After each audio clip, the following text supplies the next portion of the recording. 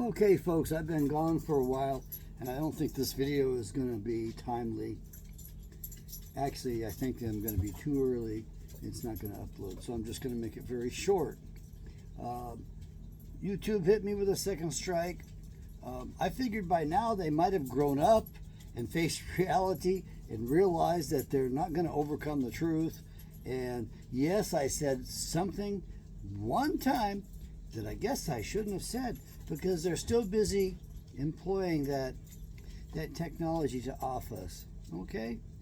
And YouTube is behind that. The owners of YouTube, the people on the boards, all that, they're all part of the same, well, genocidist. What could I call them?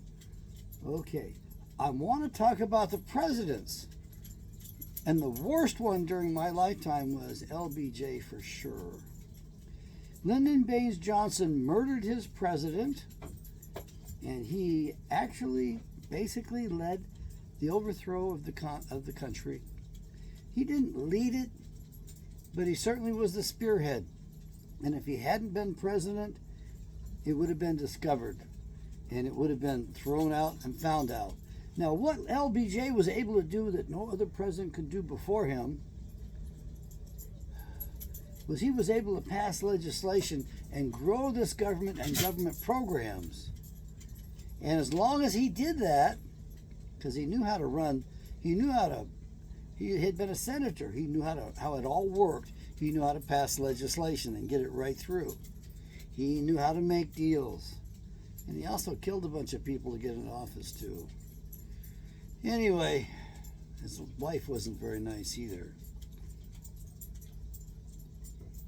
Lyndon Baines Johnson worked very hard for the deep state and the New World Order and the people that overthrew our nation, the people that did the coup. And he passed every bit of legislation they crafted up for him. So he really screwed us up badly. Too many regulations, too many employees, too much government. And the antidote to him was probably the best president of my lifetime. Never thought I'd be saying this, but the media took out Nixon. And why did they take out Nixon? Well, what you're going to see on the internet is that he was going to shake it up, and he was going to cut government down. He was going to put a lot of stuff right back to the states where it belongs. He was going to empower the states, and he was going to shake up Washington, and he was going to get rid of a lot of the BS government that LBJ had created there, and that was there before LBJ.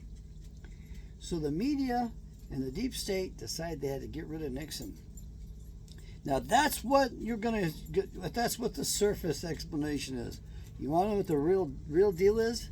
You want to know the real dope? Nixon got carried away towards the end. He knew who his enemies were, and he knew who the problems were. He wasn't too fond of Jews, that's for sure, and he loved recording himself.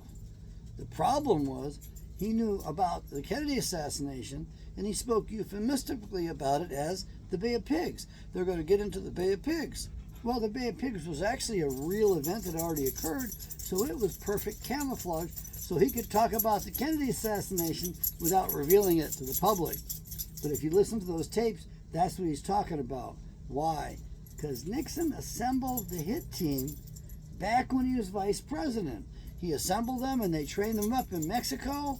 Now, I'm not telling you Nixon sent the hit team after him. I don't think so at all. I think Nixon was appalled because it was used. The team that he put together, that he thought was going to be for good purposes, was used to take out the president. I think he was appalled by that.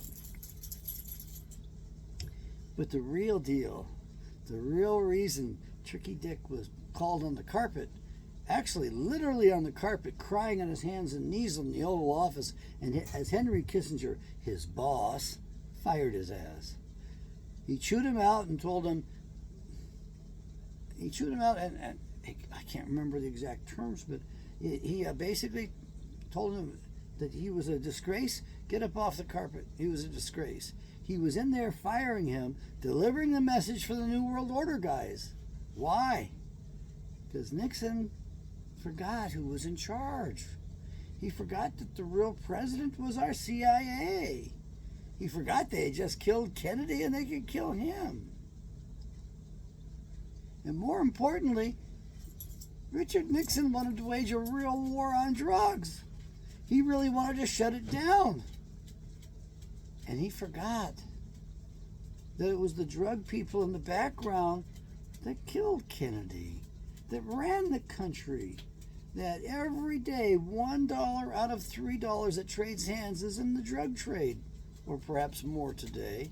That's what it was back when Lyndon LaRouche in his Executive Intelligence Review published Dope Incorporated, 3rd edition.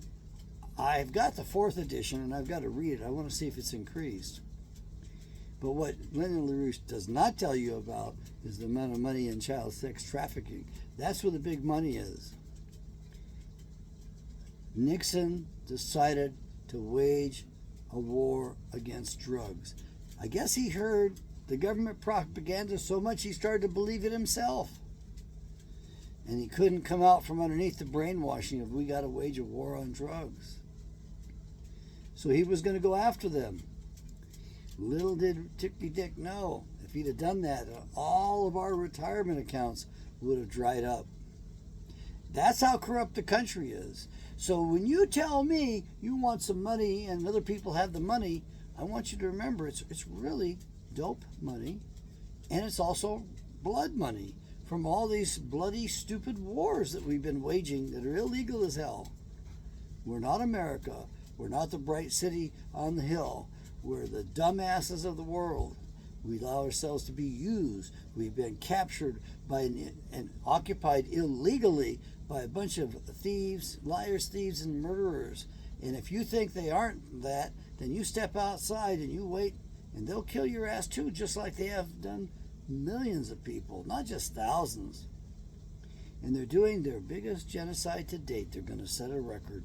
The Great Harvest. They believe it's theirs to yield up. We shall see.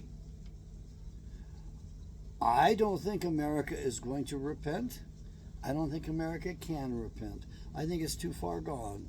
I give up. I really do give up on America. I mean, as much as I talk to people about what can be done, and as much as I think that I've got some really important critical ideas to contribute to that, and I don't have all of them by a long shot. I don't have most of them at all. I just have the critical pieces for you. But they will never be brought to bear, I don't think. You're going to put one of the bad guys in office anyway. Either one you put in is the bad guy. Doesn't really matter, does it? Well, it does. I think if you put Trump in there, you have somebody that's got some semblance of logic and reason, and you can hold his feet to the fire. Biden, I don't think, has got any feet to hold to the fire anymore. I don't even think he's alive, honestly. I don't know who that is, but does it really matter? That's elder abuse. That's elder exploitation. How can you do that to that precious old man? He was a jackass before, and you ought to just do whatever you want to him. He's no good. He's non-functional gear. He can't hold that office, and the people behind him can't hide anymore. They got to come out from behind the curtain. They're going to lose if this election is held properly, and they know it. The problem is it's another bad guy, another guy who represents the bankers, who will do his job on behalf of the bankers and as directed by the CIA. Where do you think Trump went upon being sworn in? Come on, it's public record. He flew in Aircraft One, the helicopter. Where did they land? They went directly from the swearing-in ceremony. Where did he go? Langley, Virginia, to the CIA headquarters to pay homage to the real king. Yahweh bless.